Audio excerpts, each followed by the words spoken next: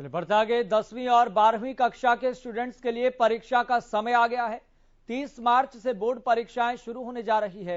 इन परीक्षाओं को नकल रहित कराने के लिए शिक्षा विभाग ने पुलिस प्रशासन से भी मदद मांगी है। इसके साथ ही एडीजीपी को भी पत्र लिखा गया है। रिपोर्ट आप देखिए।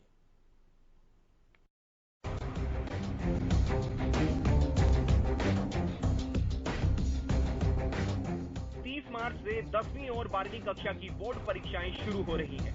बोर्ड परीक्षाओं को नकल रहित करने के लिए हरियाणा शिक्षा विभाग ने कुछ खास तैयारियां की हैं। साथ ही परीक्षा सुपरिटेंडेंट की टीमों को भी सेंटरों पर भेज दिया गया है, जो सेंटर पर परीक्षा से पहले मुआयना करेंगी। 10वीं 12वीं की जो परीक्षाएं हो रही हैं, 30 मार्च से लेकर 27 अप्रैल तक 12वीं की परीक्षा है और 31 मार्च से 20 अप्रैल तक 10वीं की परीक्षा है।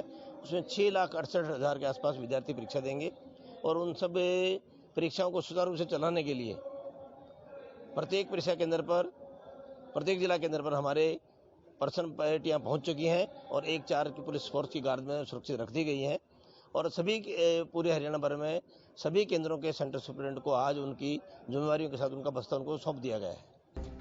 वहीं पुलिस प्रशासन ने भी शिक्षा विभाग की इस कोशिश को कामयाब बनाने के लिए सभी परीक्षा केंद्रों के बाहर धारा 144 लागू कर दी है।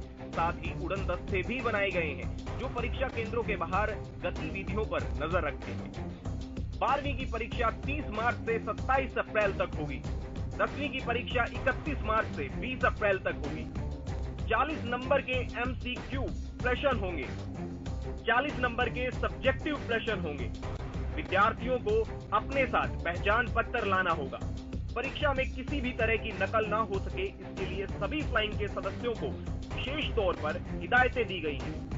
बोर्ड के कर्मचारी अधिकारियों की जो विशेष प्रकार के उड़न दस्ते बनाए जाते हैं, जिसको STF और RAF बोलते हैं, हमारे 7 कंट्रोल रूम हमने पूरे हरियाणा भर में बनाए हैं।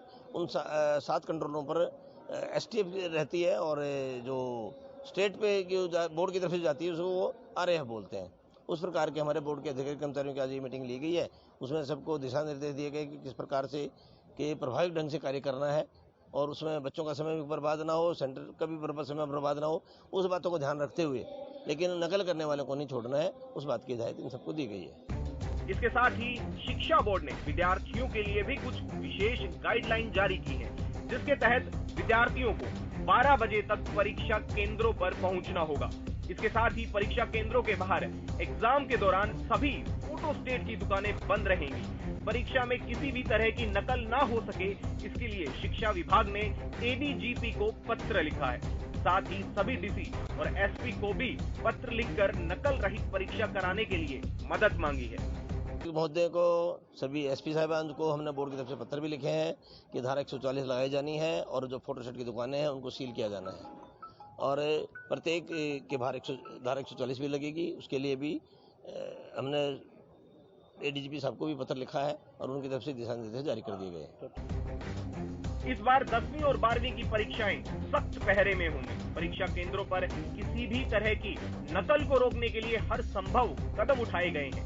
देखना होगा कि नकल को रोकने के लिए उठाए गए कदम कितने कारगर साबित होते हैं। भिवानी से हरियाणा न्यूज के लिए सुमित की रिपोर्ट।